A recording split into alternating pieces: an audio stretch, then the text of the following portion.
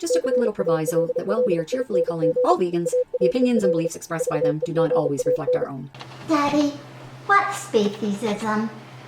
Well, I only know it's about not hurting animals, but this fellow Jason King from London, Ontario, is going to tell us all about it. I thought the king lived in London, England, Daddy. Oh, you're so clever. I love animals so much. I do too, honey. I'm full. What a lovely dinner. Would you like to make a wish on a turkey wishbone? Yay! Yes, please!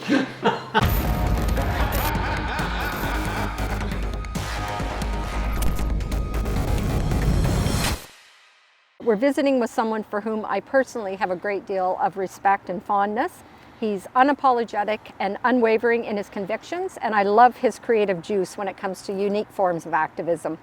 Please welcome Jason King, proprietor of Plant Power Solutions, to Calling All Vegans. Hey Jason, great to have you on board. So we're sitting here in the rain, but we're going to fight on through as quickly as we can. that's the vegan way, right? My whole life, I've made non-human animals my priority. Like many people, you came a little later to the party, so what's your story? My experience was I was just as indoctrinated with speciesism as anybody else. I grew up thinking everything was normal in this society, but I started watching some documentaries, and I ended up watching a documentary on CBC called The Cove, and I was just like in tears at the end of it, and I didn't know why. Couldn't understand. And so a couple months later, my daughter was about to go for a field trip to Marineland. She says, "Dad, we're going to Marineland for our field trip this year." I'm like, I watched a documentary about that, and that was like, that's a really bad place. I'm sure that the school's making a mistake. I'll just go talk to them, and we'll clear this up, because they can't take you there. That's horrible. They treat animals very badly there.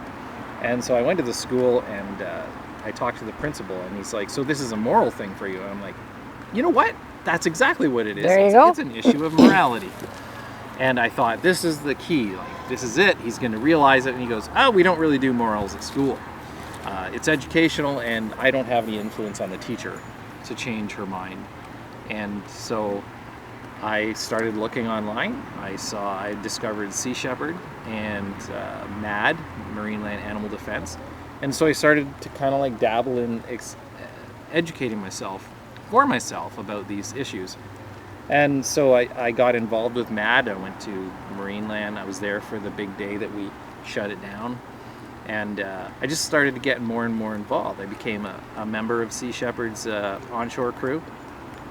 And with my daughter's class, we invited some of her classmates over, and they watched The Cove. And at the end of it, I said, "What do you think?" And they said, "Yeah, it's sad, but we still want to go with our friends to Marineland." Right? So I realized... That's a little disappointing. It is, right? My so God. My daughter was the only one that actually boycotted the trip. She stayed home, and that was that.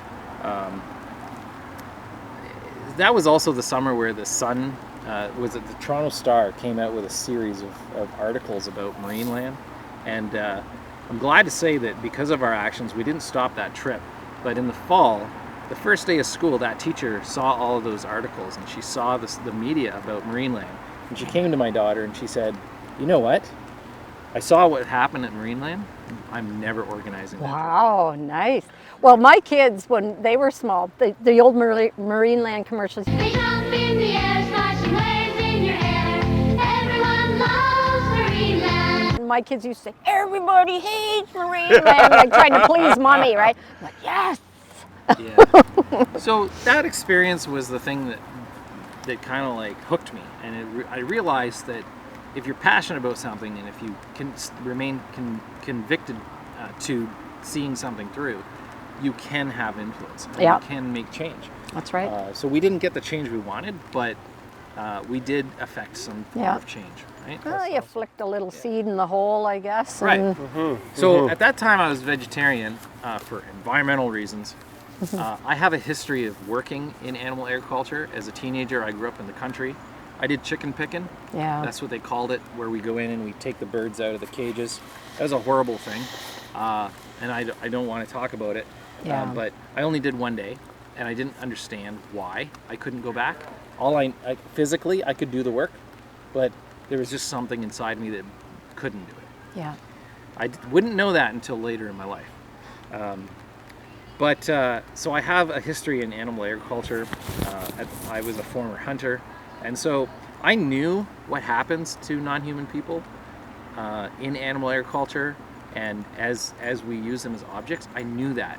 Yeah. But I could not, when I was invited to become vegetarian with my partner at the time, I was like, I can't do it for the animals, but I'll do it for the environment. and that Well, you did it. Like, I did it. That's, I did it. It's one of But those, I did it for the wrong reasons. Yeah, I absolutely agree. It's one of those things that the animals really don't care why you stop using them. Yeah, that's... But two, once you take that step back and you're no longer actively using animals, then you have an opportunity for some self-reflection to start to make those connections. Yeah, and you that do your a lot of people just have a research really hard time Yeah. making that connection because they're literally In it. participating at that moment, and only upon that opportunity Yeah. of stepping back can you start Yeah, to we'd reflect all and make love all the everyone to connections. say, oh, I'm vegan because animals shouldn't be exploited, but anyway. But if you feel free to say whatever you like. That's just Yeah. what we have to say about it. So like I was saying, I was a vegetarian at the time, and so I got more involved with Sea Shepherd, and I was doing work for them. Bob Timmins was the president of the Canadian chapter out of Toronto at the time. And it was I can't remember the time, but it was like end of October, early November, about this time of year. He just called me up out of the blue and said, "So you're a vegetarian, eh?" Isn't it great? You mean he didn't? Awesome. But that ensued an hour-long conversation between the two of us, and the next day I was just vegan, like through and through. Like Yeah. there was no. I was just like, holy crap! I'm still a hypocrite. Right? Yeah. I'm still not there. I know you think you're doing, because I was a vegetarian for whatever, 30 years or something, 27 years before I became totally like plant-based, I'm saying. And yeah, like I thought, oh, I'm doing everything here. So good. Look at Right. me. Yeah. Look at me go. I took the other route and jumped headfirst into the shallow end and watched Earthlings. And by the end of the movie, that was it. That'll do it. Not a movie I've had the pleasure of It's just like, yet. but yeah. anyway. So, what were some of the physical and psychological changes that occurred when you made that connection and switched over? That's an interesting question. Very deep. We're only an hour show. Physically, I can honestly say the first thing is, like, with regards to the dietary changes, I can tell you that I ended up being quite obese through my late 20s and early 30s. Bad diet, no physical activity because of the nature of my work and that sort of thing. But I can tell you, like, very quickly I realized without the dairy I was able to regain a lot of energy and a lot of I started losing weight just naturally. Yeah.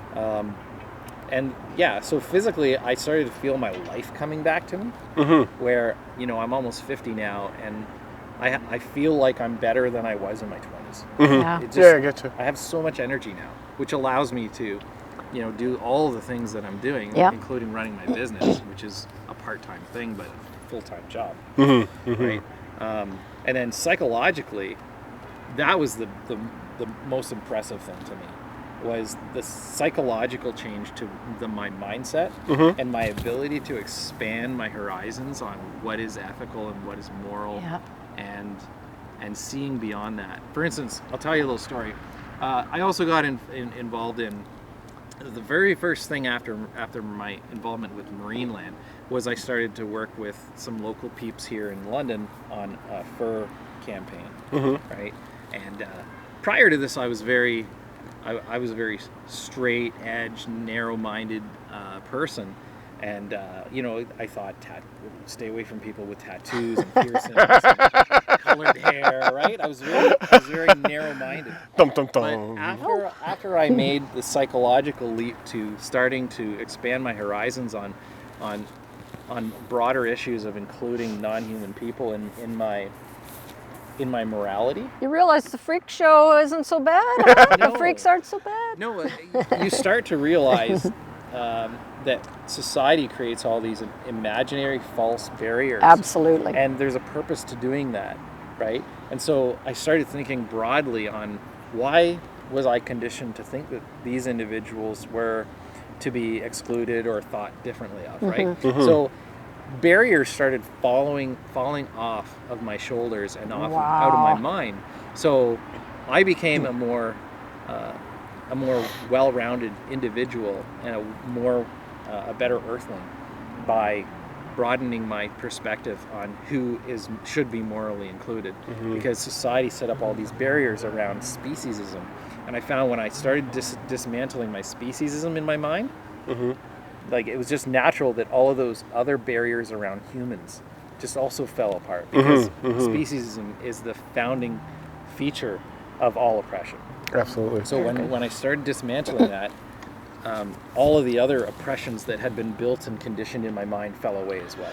And for any of our viewers that aren't familiar with speciesism, can you give us a nutshell definition? Sure.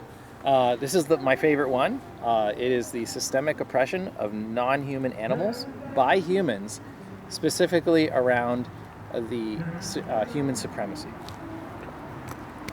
Very nice. Very good. susceptible, very simple, because I like that one for the particular reason that it clearly articulates who the victims of this oppression is and who the oppressors are. Absolutely. Yeah, yeah. Because a lot of people tend to rope humans into it and saying, well, humans are animals too, therefore. But that's not speaking specifically to the oppression that humans perpetrate on non-human people, right? That's Absolutely. right. We need Everybody to make that wants to focus. get their agenda in there somehow, right? It's like, well, no, this is how it is. So things like rivers and corporations and those type of things are lakes can be people in the eyes of the law. Yet, to my knowledge, although like Oh, wait, you were animals, just I was going to reading say, about one. although I was just reading on my way over here, what was it, Pablo Escobar's hippos Yeah. Yes. are now considered people, but most non-human animals in the eyes of the law are not considered. Right. Okay. Yeah. Can you talk a little bit on Pablo that? Escobar, hippos are people too, right? Yeah, humanity is so speciesist that we will recognize the importance, and it's attributed to our own interests, of protecting non-human homes, but the individuals living there do not get the same moral consideration and personhood. We literally have fish living that are like they're sentient beings. They're comparable to us, but we will give personhood to their home, but deny them personhood. I know, moral it's standing. nuts. It's absolutely ridiculous. It is. You are convinced and have great arguments for the necessity for animal activists to refocus the animal liberation movement into a social justice movement against speciesism instead of just pushing an agenda based on a partial solution, i.e. veganism. Discuss. Sure, it's a huge bone of contention. It's a real problem in our movement, but we really need to think critically about what we've done, where we're at now, given our goals, and what direction we want to have, and when we want to achieve our goals. Right? Do we want animal? Most of the time, the people in the animal rights movement, they say, well, we're all for liberation, but it'll come eventually through baby steps. And if that's your mindset, if that's your goal, then you'll never achieve it, because it's always second nature. It's always like it's a wishful thinking kind of thing. It's like we'll do what we can now, and then we'll hopefully eventually get to this point. Where if you look at any social justice movement, they take a hard stance. They outline. They're very specific about what their goal is, and they make a demand of society and say this is what has to happen. And all of those little things that happen on the way there, those are inconsequential, because you got to push the goal. So the actual movement needs to look at the fact that the modern era of animal liberation or animal rights it's about 200 years old. And honestly, we really haven't achieved anything. Every single species is still subject to being human property. We haven't moved anything there. It's starting to come around, but we need to up the game and push it even harder. Definitely. So if you look at how the animal rights movement is now, it's basically focused on welfare. And that is actually an oppressor interest, because who defines the parameters of what good welfare is? It's not the animals themselves. No. It's the oppressors. And why do we do that? We do that because we have a psychological need to know that they're being treated better so that we can continue oppressing them. Yeah. Right? Animals have one interest, and that's not to be objectified and used at all. And that's kind of what veganism should be about, but we've watered it down to be about less harm. Yeah. When we do that, we're appealing to oppressor interests, human interests. So when we talk about cruelty and we talk about welfare and treatment and conditions, we're not actually investing in the most we can do for non-human interests. We're actually appealing to human interests. And so long as we do What that, else is new, huh? right. It may be really hard for some people to accept this concept, but it really is the crux of the problem of the movement. And if you look at social justice movements, they don't do that. They don't appeal to the oppressors. They just say, these are the conditions that we want changed. Like, this is the thing that we want changed in society. And we don't care whether you love us. We don't care if you are disinterested in us or if you hate us. We're going to expect justice from you, right? And that's where the movement needs to go. We need to be justice-oriented rather than human-centric focused. Absolutely. So what about the fight for animal rights is very unique in the history of social justice movements, like you've said. Historically, employing intersectionality between the struggles of human on human oppression is a win, right? But is mixing anti-speciesism and intersectionalism the best strategy for the animal rights movement? So I really appreciate intersectional thought process because it is a very key part of anti-speciesist approach. Because like I described to you already, I noticed a psychological benefit to dismantling my speciesism as affecting the way I thought about other humans. There's a net benefit to ending and dismantling your speciesism. So as far as intersectionalism is involved in this movement, I think that's where it needs to be focused. But the problem is a lot of intersectionalism is based on pushing the human interest ahead of the non-human interest. Warning. The following video clip contains strong language. So there's been a great deal of controversy over the use of words like slavery, rape, Holocaust, and murder when applied to non-humans, even in the animal rights community. Each and every one of us is triggered by something, so sometimes no matter how benign or well-intentioned. Could you explain how it's speciesist to deny application of these words to non-human persons? Sure.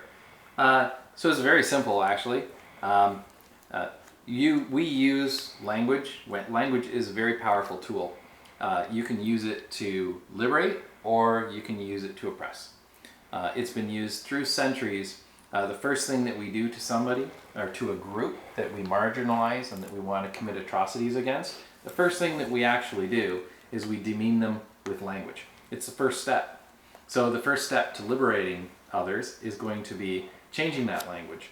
But if we have set groups of people, humans, that are taking ownership of those words to continue the oppression of those individuals by not leveling the playing field, by allowing that word to be used for both humans and non-humans, then what we're doing is we're handicapping the movement to liberate those animals, because it's very important that we have access to the English language across all spectrums to use those words to reference atrocities against non-humans so that we can liberate them using our language. It's very simple. Absolutely. I'm always kind of torn on this one.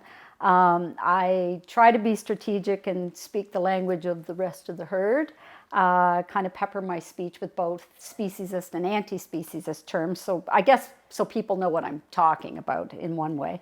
I don't want to use certain phrases like bodily secretions, and I prefer the more colloquial milk, because I don't want people to see me to get too bogged down with thinking I'm pretentious or pedantic, and they'll focus on that one word or phrase, and it'll kind of give them license to deflect, and the bigger message gets lost. I feel this way because when I was a kid, I was watching this woman on TV, and she was talking about feminism. And what she was saying made perfect sense. You know, I was right into it. I was like, yeah. Until she insisted that the interviewer call a man hole cover a person hole cover. And then all of her wonderful points were dismissed by the guy, and she was mocked, and they just focused on that. So you always give me lots of things to think about. So let me hear your thoughts on that.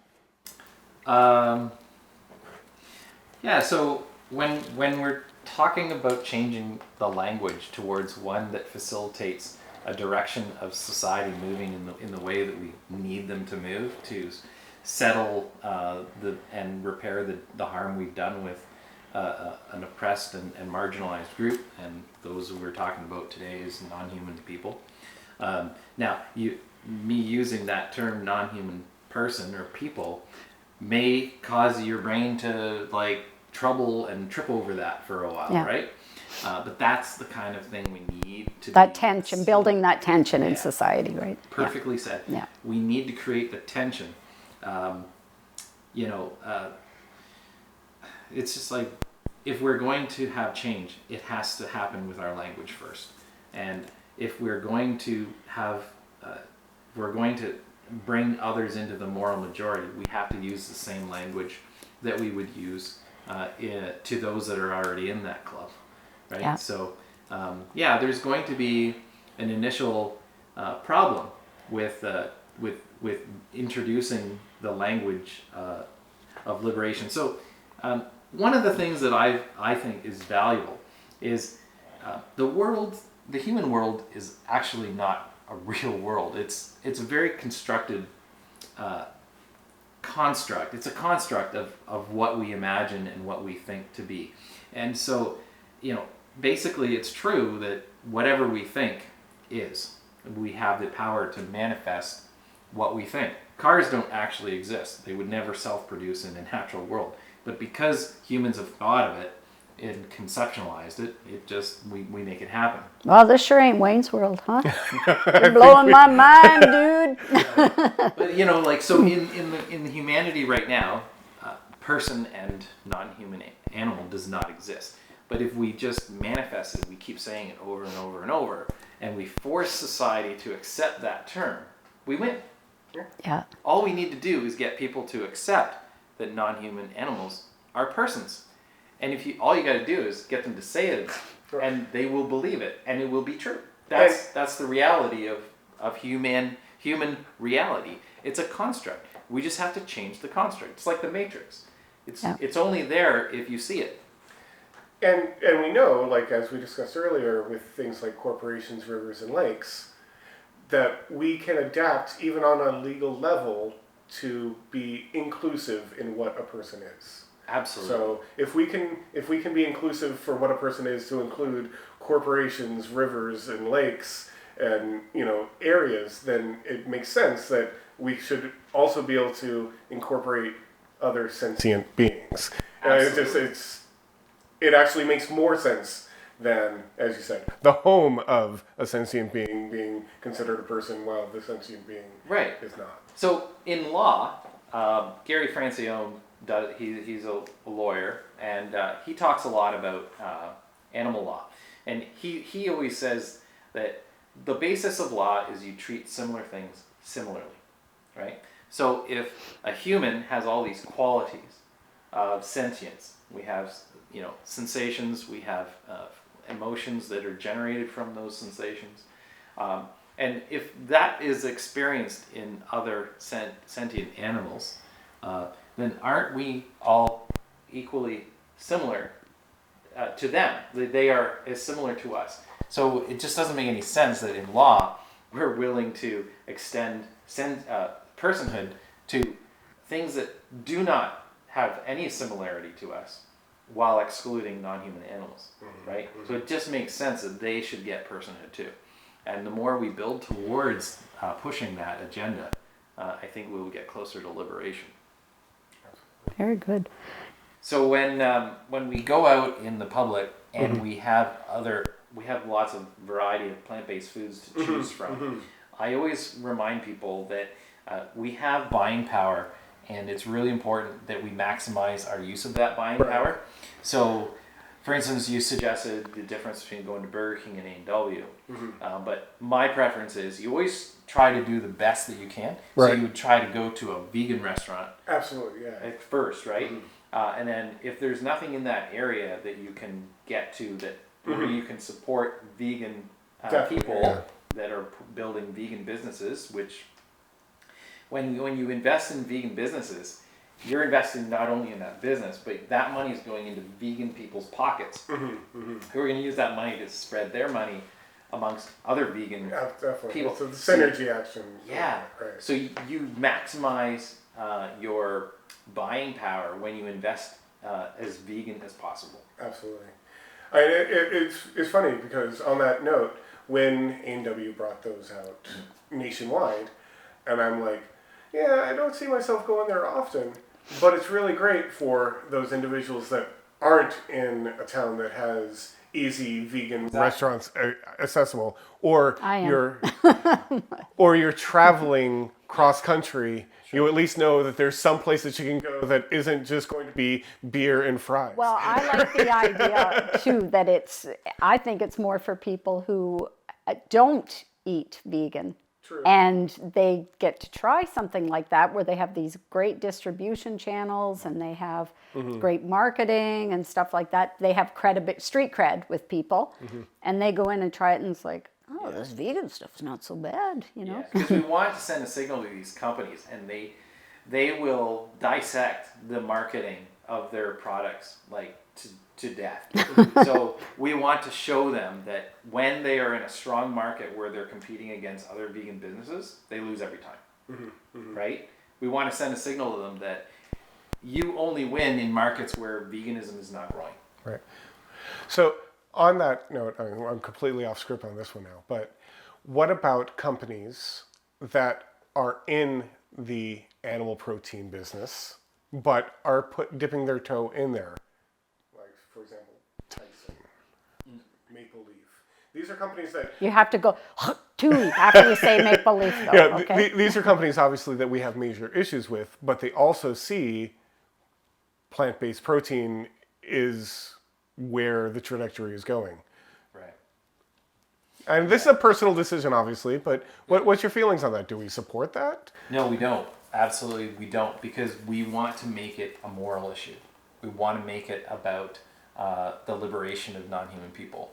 We need to shut those companies out and show them that they need to. The only time we can support that sort of thing is when they replace items with vegan items. Okay. Right. We need them to say. We need A&W to go, well, we got a vegan burger. Let's pull off one of our other our flesh burgers. Right. Or Kentucky Fried Chicken, they say, we got this fantastic vegan chicken sandwich. Let's pull off a menu item from our chicken sandwich. That's the only way we win, is if there's a net result on the other side, right? So we can support Has to kind of companies. Nullify it or whatever, cancel it. The goal is not to add to the menu items, but to replace the violence and the oppression. Right? So I could get behind that, but I cannot get behind a company that is just trying to take back market share that they've lost to vegans. Because what we're doing is we're just supporting them to continue the process of destroying, animals and ruining lives and the planet and all that. So we got to be very careful when we support corporations that are in that move to taking that market share. Because are they really doing it for the reasons we need them to? And for me, it's a matter of liberating a group that's oppressed. And until they see that, and until they start acting that way, that they are moving towards, liberating non-human people, and it'd be even great if they said that. We are changing our scale of our operations away towards plant-based proteins because we recognize that we are oppressive. Like, we can't support them until that is the messaging. Note to self, tell John to throw the light life bacon out of the fridge. Just completely changing gears here a little bit.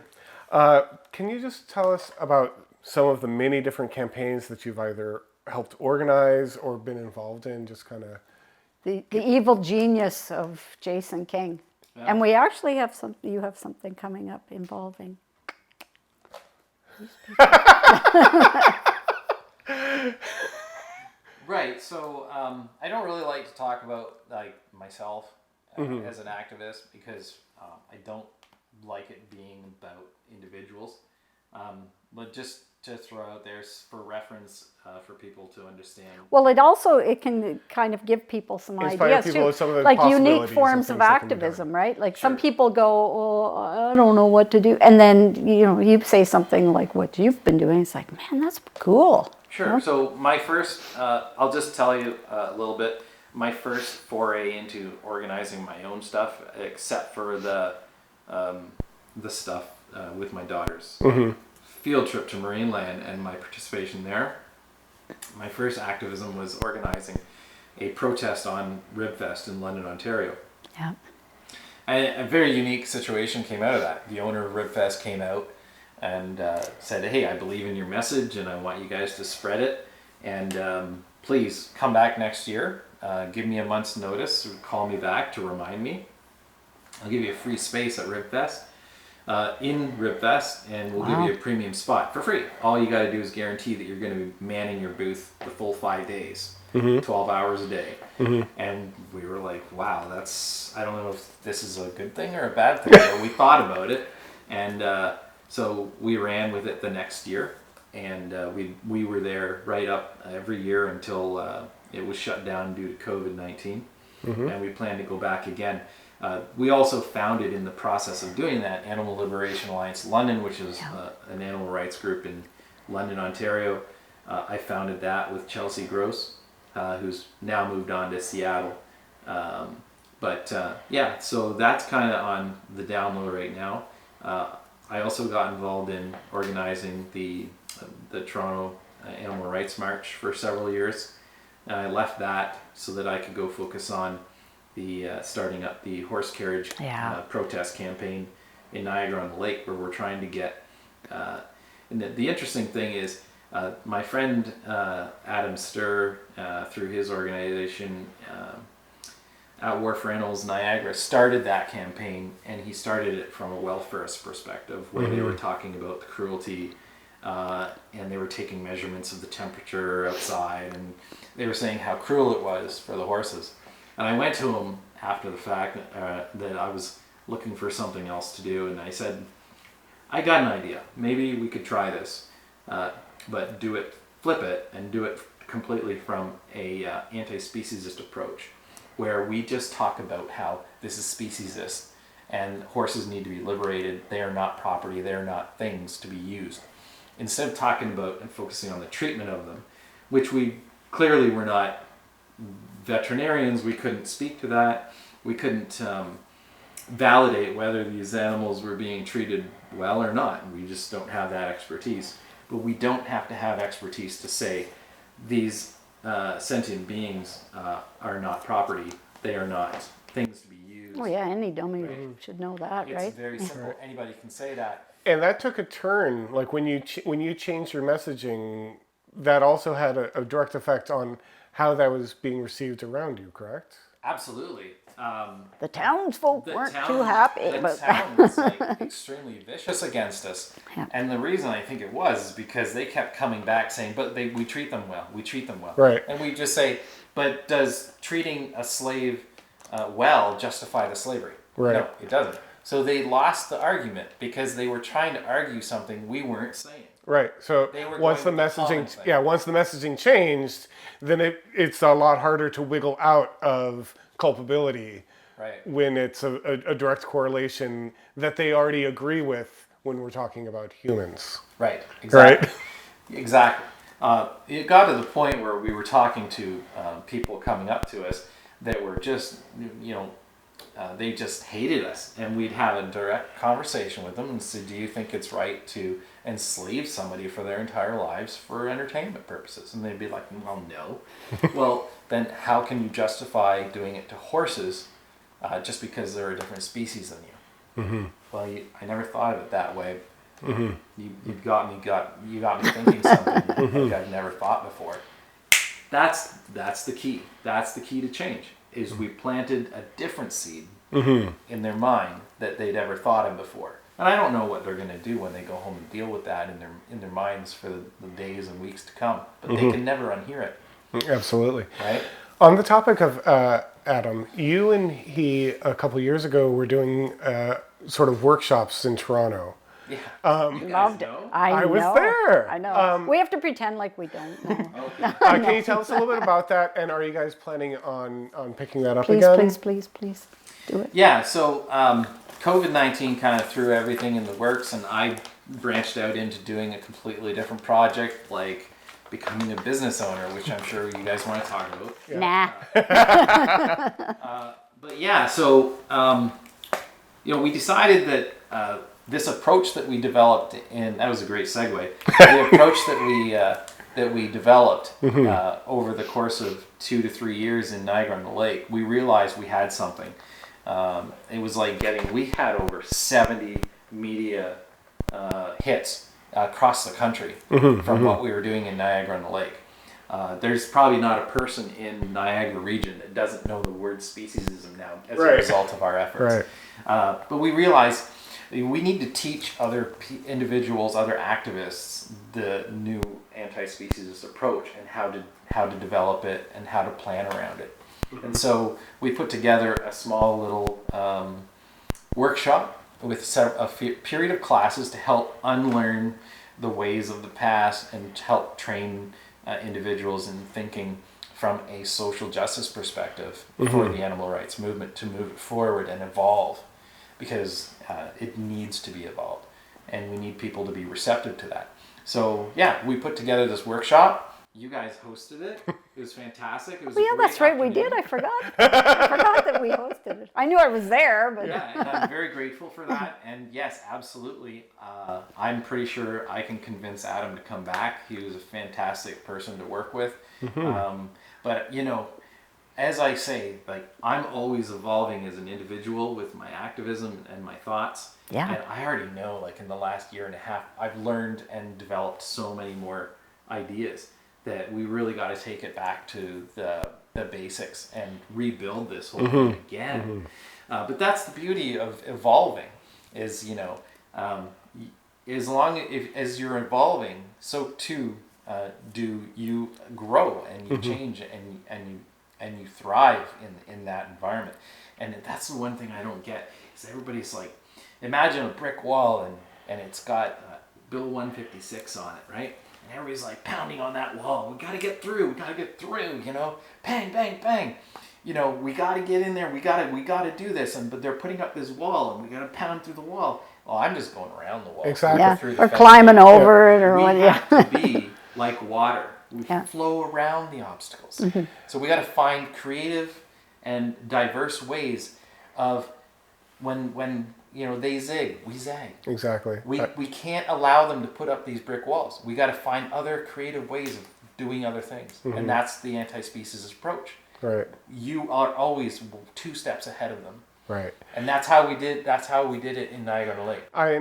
Yeah, you anticipate what their response would be, and then you. Right. We and often you divert. As soon as they put up that roadblock, you're like, I'm ahead of you. Okay. We're going this way.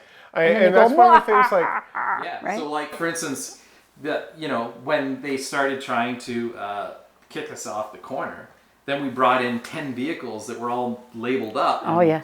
We crawled through town. What was slowing that down thing the called? traffic. Thunder? Or Rolling Thunder. Rolling Thunder. That was yeah, good. yeah. Had See what I mean? Like you have all So, these fun yeah, so- ideas. and that infuriated them. They called Yeah. the police on us just for driving through the town, and they tried to say, it was just Yeah. ridiculous. Absolutely. Even the police said, we're not even sure if that's legal to do. And Adam said, actually, in the highway traffic, and the cop our liaison got back to him and said, you're absolutely right. I learned something from you today. And that's what we need to do. We need to be 2 steps ahead of everybody. Right. We have to be honest about what our goals are with the activism we're trying to achieve, because I've learned the animal rights community is not all on the same side as to what our goals are. Right. Right? Mine is absolute animals, recognized as persons. Yep. Actual liberation from property status. And that's the direction I go. That's what I want. But when I see activism, so it's the question is not what's the best activism. It's the actual question we need to ask is what is maybe harmful to our progress, right? And we need to move away from activism that doesn't work. That's the real question we need to ask ourselves. What moves us towards our goal?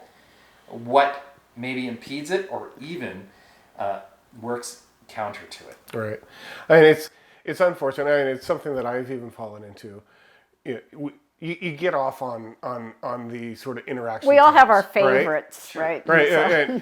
So- But at a certain point, we need to also recognize this is feeding my ego and Yeah, isn't it's just actually helping us self-serving. achieving our goals, Yeah. Absolutely. right? Absolutely. And unfortunately, it's a really easy to fall into that scenario. You know? Yeah, and I'll tell you, from what I've learned, the most successful stuff is the stuff that doesn't make you comfortable.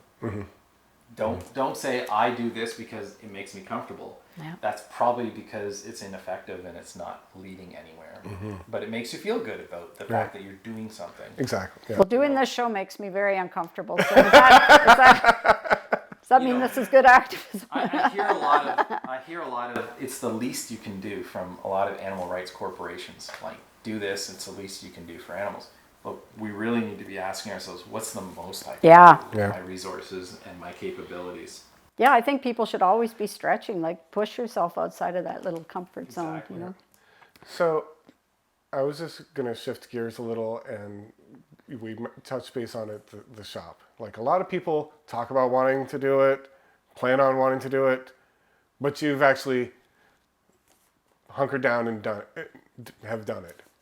Tell us a little bit about the whys and the hows and the motivation for that it. is one nice looking little shop. Yeah. I'm a lime green fanatic, so I really loved it. Yeah. The shop came out of an idea of actually my very first activism gig was organizing that protest on Ribfest.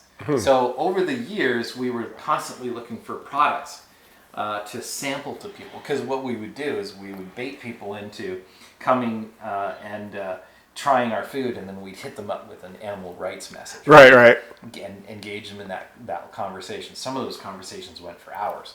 But we settled on this one product called citrus-infused riblet out of a small little shop in Mississauga. And it was like, no one ever heard of it. You can't buy it in the stores. It's like, it's just not, you can't get it unless you go to Mississauga. And so we used the product for 3 years, and every year I would go back to my friend Kathy, who owns Veggie Paradise, and I'd be like, so when are you going to be selling it? Because I always get people saying, I want it. yeah, and people are like, this is fantastic. Where can I buy this? I'm like, you can't. We're activists. We're not trying to sell you anything. Right. So the third year, I was just like, so the same thing, right? Yeah, same thing. Like, we're not, I don't have anybody to sell. I'm like, finally, I just realized sometimes you just got to be the person to do it. Yeah. Right? You got to stop. If the mountain waiting won't for come to somebody do it. Muhammad, Muhammad's going to the mountain. Right. So I thought, well, I guess I'm going to become a business owner. But it's a great form of activism. And we were talking about we were talking. I was explaining to you, like, the little offshoots from it. Yeah, it's been a very eye-opening experience. Like, unbelievable to me, but the other vendors in the market, some of them would come and patriate my shop, and they would tell me their woes of dealing with animal products, such as liquid egg. And I'm like, I just got Simply Eggless in. This could be a great product for you. Here's a bottle, try it out. And then the next week he comes back, it worked fantastic. So if I can switch my business to being completely vegan, I can open it up to a whole, like everybody can eat vegan. I can advertise it as cholesterol free. I can save money because the product doesn't go bad in 5 days. I can store it for a whole year. Stays in the refrigerator good for 55 days. I'm going to save a lot of money if I switch to a plant-based business. Yeah, and if our government stops subsidizing the non-plant-based, like think these products can go way down in price, and then people are going to be just ka-ching, ka-ching. Right. So I found that he wants to switch to a completely plant-based food system. So, and then there's another vendor that I know who's also does gluten-free, but now he wants to dabble into. He's getting a lot of customers saying, "Do you have vegan gluten-free?" And he's like, "No, I use eggs." So he's interested in the product. And just last week, he told me other people he's been telling about this are saying, "Wow, I could probably try." You're like a dealer. Right? You feel like this dealer, Yeah. right? But so I called Simply Eggless, or I didn't call them. I sent them like a form letter on their website. Oh, saying, I got this situation where people are looking for this product, but it's too expensive. Do you have wholesale, non-retail packaging in bulk that I could help connect you with these people? Later that day, the CEO calls me. He's like, "This is exciting, right?" Right, yeah. So I'm like making connections and using, the connections and my ability to collaborate with other people and put them, so things are working between the product manufacturer and a whole distributor called AMJ out of Brampton and myself, and we're trying to put together a brand new, not even thought of distribution for Simply Eggless to replace eggs, liquid egg, in the London area. So this could potentially be revolutionized. We could, I didn't expect this. This is like, I just threw my hat out there and said, I'm going to start a business, see what happens. It's like when you order fries and they give you gravy and you weren't expecting it. Like, I mean, isn't that a good thing, right? It's like, wow, as long as it's a that. mushroom or miso gravy, yes. Yeah, so My the two business, favorites. The business has been like fantastic in that way of just expanding my horizons on what more is possible. So I just started at the market. Like, why? This summer I walked through the market downtown in Toronto. What's that big one? St. Lawrence Market. Yes. And there's no vegan place in there. No. Why doesn't somebody just do this there? I'll help them. If you're out there and you want to do this, call me. I'll set you up. I want no money from it. Plant Power Solutions in St. Lawrence Market. Let's make Wouldn't it happen. that be cool? The name, Plant Powered Solutions. Plant power. What's the goal of, and in the name, what's the story behind that?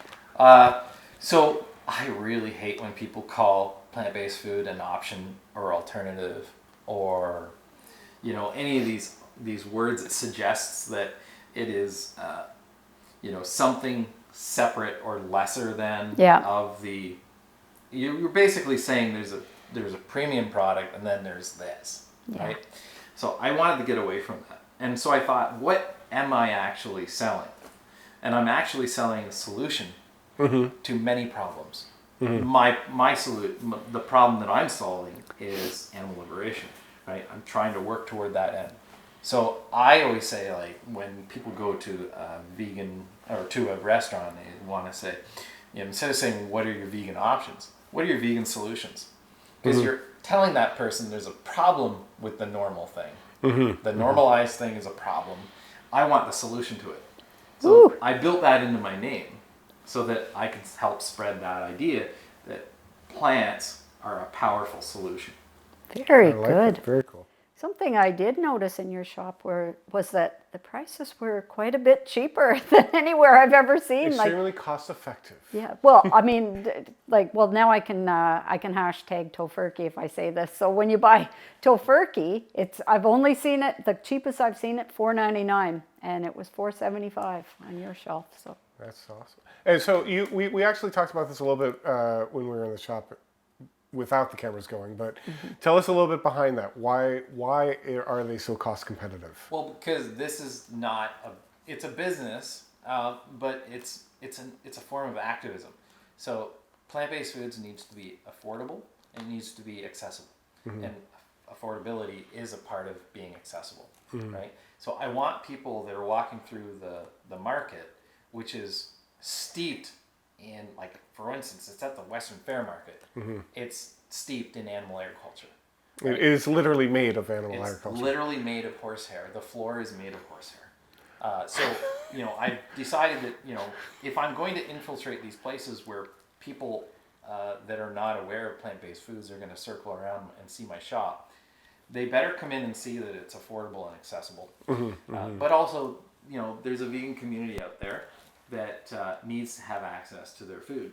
And so I decided that if I was going to do this, that Plant Power Solutions would succeed on bulk sales, like lots of sales, of like as affordable as possible.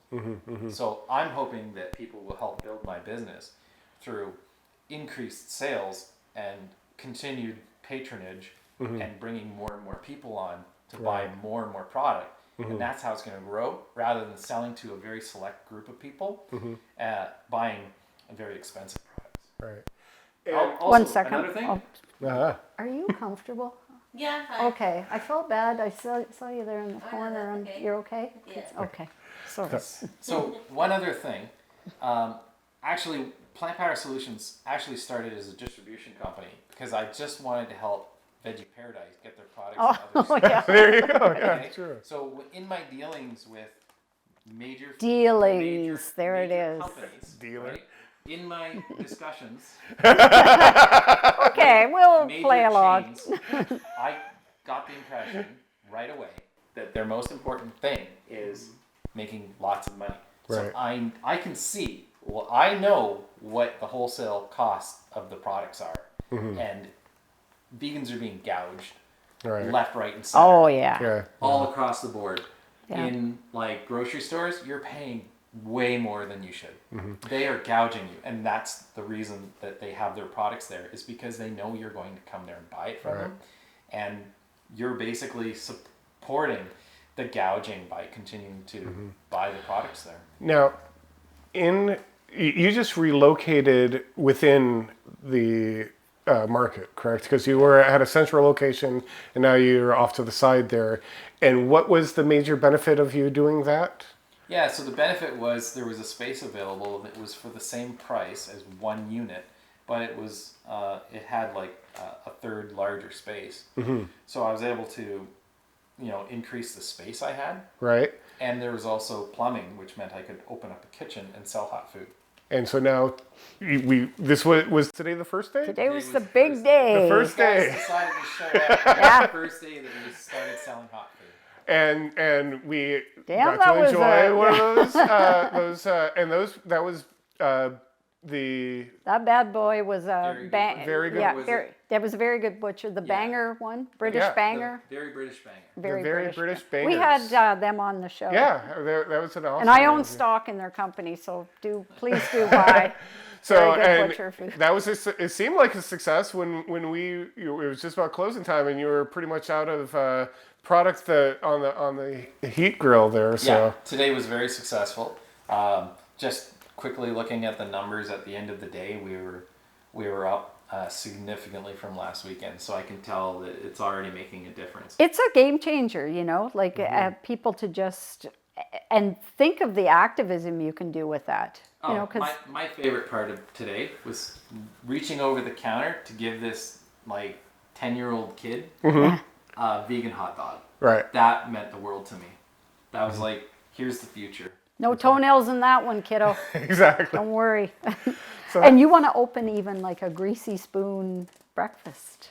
So the plan Wouldn't that is- be nice? Yeah. So the plan is. How's that sound? The market has. Oh, it's walking distance. You guys Saturday Our studio morning. audience says do it. We'll be waiting at the door. We've been saying that London needs that. Yeah. Yeah.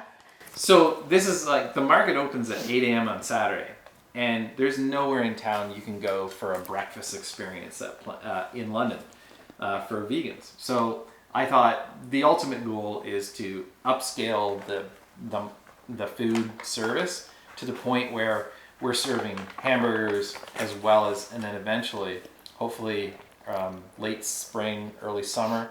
I really want to wait till the restrictions are lifted on dining, because I want everybody to have equal access to that dining area. That being said, it's kind of crazy because you started this during a pandemic. Yeah, sure. I just said, But he likes a challenge, okay? I've not experienced operating a business outside of a pandemic. Yeah. Also, He's an to let you expert guys now know at this. That the upstairs is mostly vendors, and during the lockdowns, they forced the entire upstairs to be closed. So I operated, for the most part, my business from a table showing pictures of what my products were. And I would have to run upstairs and come to bring the products down to sell them downstairs. Most people just walk by me. No, they thought I was a mail-in food business. Yeah. Right. I order from you, and 6 weeks later I get some product. They didn't know. So so we've been through some struggling times. But ultimately, the goal is to have a full breakfast menu so that vegans have. It's like everyone's like, you have my attention.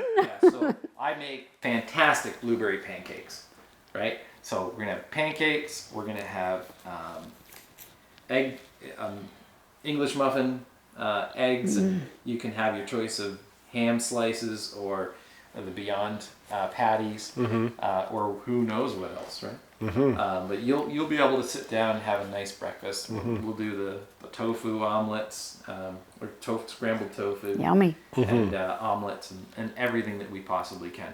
Do you remember those old, it's hardly vegan, but those old ads on the radio for the old Hyde House? And they used to say, it's worth the drive to Acton. Yes. So now it'll be worth the drive to London, right? Or Maybe. train ride. Yeah. Maybe.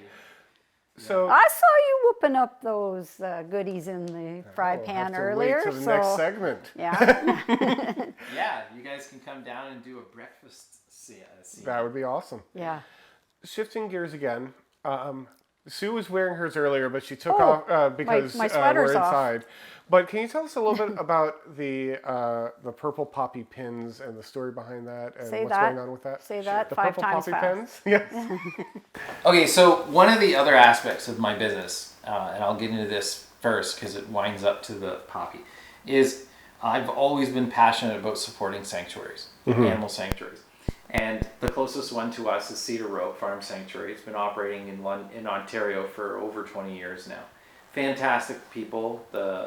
The Pools, Pete and Siobhan, fantastic people. Love them.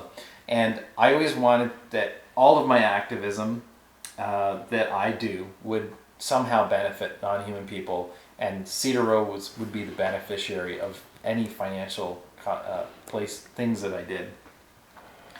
So immediately when I was opening Plant Power Solutions, the retail outlet, I realized here's an opportunity for me to help Cedar Row. And so I got them to give me their merchandise so that I could sell it through my shop. Just gave them another platform to show their stuff and sell it and move it, right? So since day one, we've been collecting merchandise sales and remitting them to Cedar Row. We don't take anything for that. But last year, Siobhan said, we have these purple poppies. And she said, can you sell these? I'm like, absolutely, I'll sell whatever you give me. And so she told me what they were for. And it's the purple poppy. Of course, we know what a red poppy's for. Purple poppy is the same thing, except it is to recognize the animal slaves that were forced into servitude for human conflict. So we drag not only innocent humans into war, but we also drag innocent non-humans into war. And we also turn the habitat and homes of many free living animals into battlefields and war zones, and we massacre billions of animals through that process. So the purple poppy we wear as a commemorative thing to remember that non-human lives are lost during war, just as much, if not more, than human ones, and we need to remember that. And it's also a great talking piece because many people come into the shop and they're like, "Oh, purple, what's that for?" So it gives me the opportunity to explain.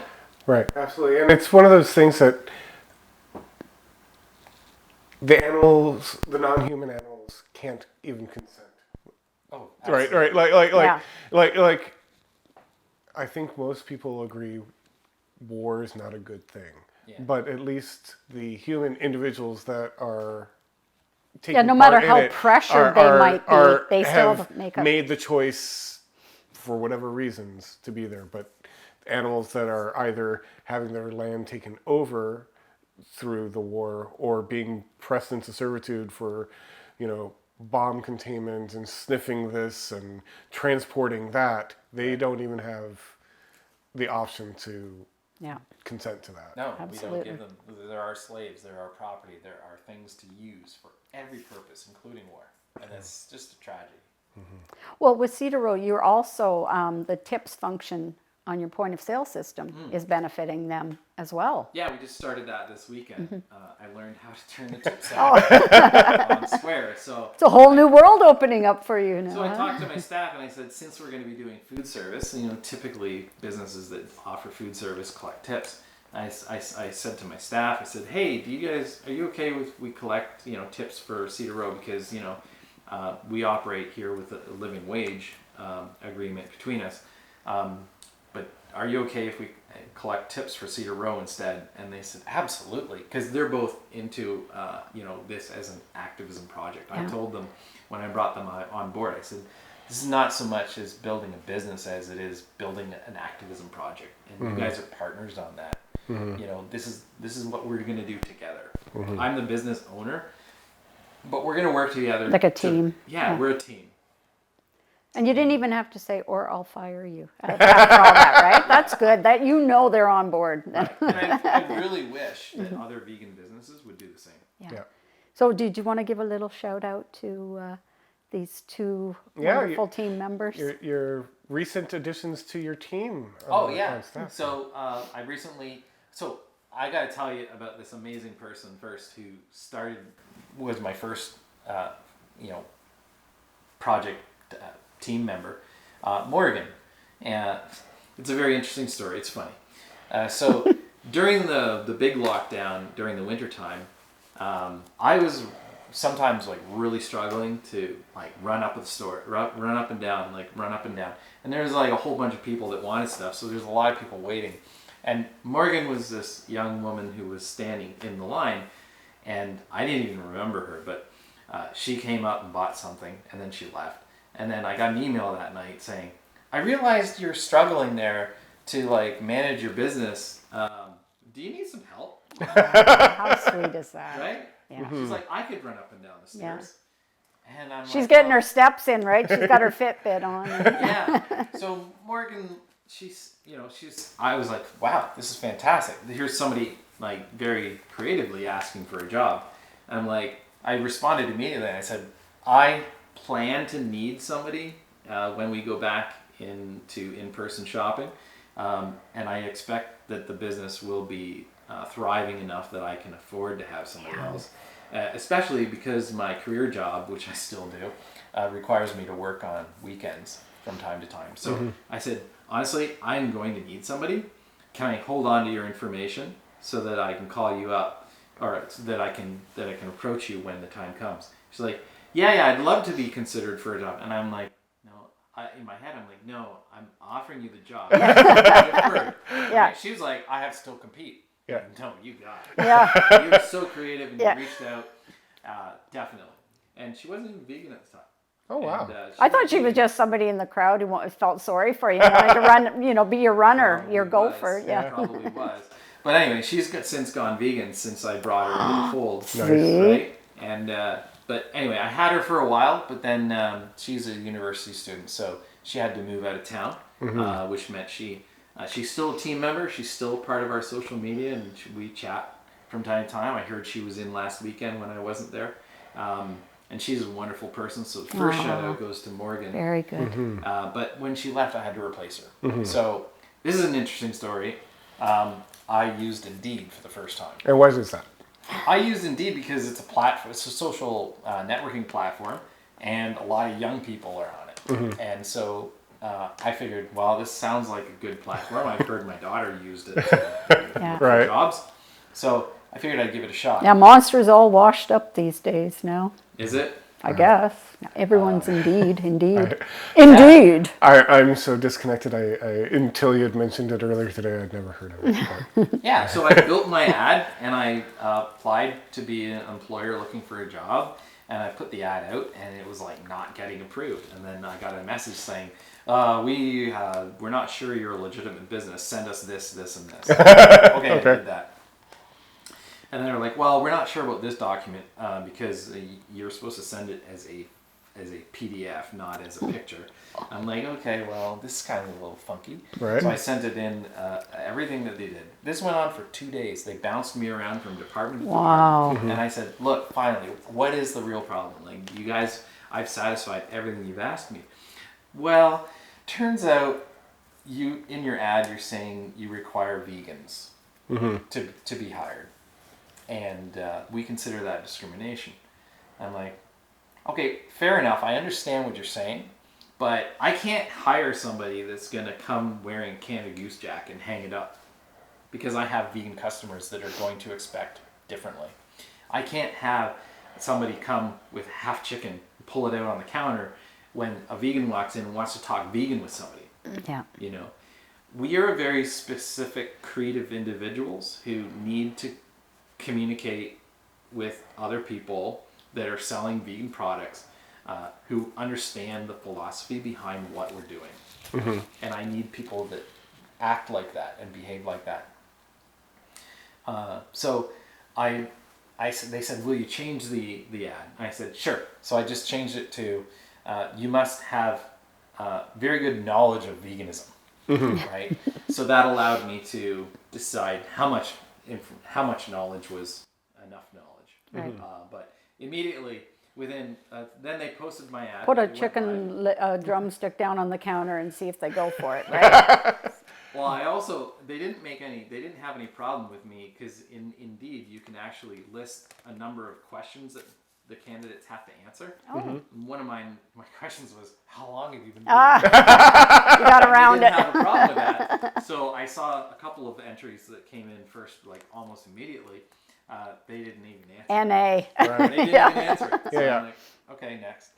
But within 6 hours of the ad being out there, instantaneously I got Luke and I got Deanna at the same time. We met Deanna today. Deanna's a fantastic woman who's just like, I'm so happy to have her. She's a fantastic advocate, and she totally wanted to make a choice of, she's retired from her career job, and she now had the flexibility of picking something that she wanted to do and invest her time and energy and passion in something that she really wanted to do. Yeah. And so, isn't that the dream, you know, to make money doing something you love, right? Yeah, Or like your passion. And I'm so happy she picked to join the Plant Power Solutions team. Yeah. Because what else is happening right around now in London? The competition you got, well, not competition, but another vegan company, Oddburger. Oh, right? Oddburger. Oddburger is like, she chose to work for you, not Oddburger. Yeah. Not that we don't, we love Oddburger. Yeah. We love you, Oddburger. Just not as much as Plant Power. Oddburger used to be globally local. Right, globally local. Which actually got its start here, right? Here. It was a produce shop, but do you know why it went to become a restaurant? No. Because of our outreach at Ribfest. Oh, yeah. So one year, the owner, so we got really ballsy. Is we actually got the LED truck to go around Ribfest while we were there, displaying graphic images of the pigs, and we did that. Did it have audio as well? It did. Oh. We had as much screaming. Bam. Anyway, the organizers, I thought that this is it. They're gonna. Yeah, they're gonna. Yeah. And interestingly enough, in February, like cold month, long ways away from Ribfest, the owner of Ribfest messaged me and says, "I want to talk to you. You feel like you're being called into the office, right? Meet me at this coffee shop, and I want to have a talk with you." Well, that's better than an alleyway somewhere. Huh? Right? I don't know if I'd go. So, me and Michael Kuipers, my partner in Animal Liberation Alliance London, went down there, and we were like, "Here we go. He's gonna like give us the boot, and he's gonna do it nicely, right? Because he invited us to go to this coffee shop." And lo and behold, he says, "I want you guys." First of all, we cleared the air about that. Uh-huh. We said, "Is this about the truck and us walking around with the signs and stuff like that?" And he says, "No. Doesn't matter what you guys do. I will never not invite you. Doesn't matter what you do." Oh, wow, amazing, right? But then he says, "Keep your enemy close." Right. But anyway, then he says, "I want you guys to show me that vegan food is profitable. I don't want you guys to give samples away. You guys won't be charged still, but sell vegan food and show me. I just want to see the numbers. Like, how did you do?" Mm-hmm. I'm like, I'm an activist. I'm not a restaurant. Right. But my friend James McInnes from Globally Local, Yeah. the vegan organic produce store, has these meal kits. He's selling like meal kits with all the ingredients. And I'm like, and he also sells like hot food, like soups and sandwiches or something at lunchtime at his shop. I'll ask him if he wants to do this. So we bring him on board. I met with him that night at Starbucks near his house. I'm like, "James, I don't know what to do. You're kind of dabbling in food. Do you mind creating like something that we can sell at Ribfest? And I'll get our volunteers at Animal Liberation Alliance London to supplement, your staff, and we can partner." So we married our two. We had ALA on one side and Globally Local on the other, and we made this massive corner. Nice. We were playing like really pumping up techno music, Right. and so at Ribfest he was selling. We called it the McVegan at the time. Mm-hmm. It became, Oh, yes. the McKinnis. That's what it was. Right? Yeah, because I remember looking at that and going, "Oh, how do they get away with it?" Right? Because the Yeah. Mac and Oh yeah. Yeah. No, he got like The Nasty big Grams? thick book from Okay. McDonald's Okay. when he was going to name his business like the McVegan. So that's why it never happened that way. But the thing is, he sold out. Like there was lineups like you wouldn't believe. Yeah. Like the media came down. CTV interviewed us about. Well, I the remember success seeing of some this. picture. There was a long lineup at his, and there were like just little, Yeah, stubby lineups at the other vendors. We're like the big hit of Ribfest, and it was like a plant-based Big Mac. Right. Right. We sold out. We had to shut down like 3 hours before the actual end of Ribfest. We went through 500 pounds or was it 500 kilograms of chickpea patty? Wow. Yeah. You couldn't get it on Holiday Monday anymore. So at one point, like we were working together. It was in the evening. I remember James turned to me. He was all sweaty because he's like over the grill, Yummy. like pressing on these grills. Remember the grill press? Yeah. The handle broke off. I was using it so much to shape these patties. And he turned to me and said, Jason, I don't know if we completely comprehend what is actually happening here today.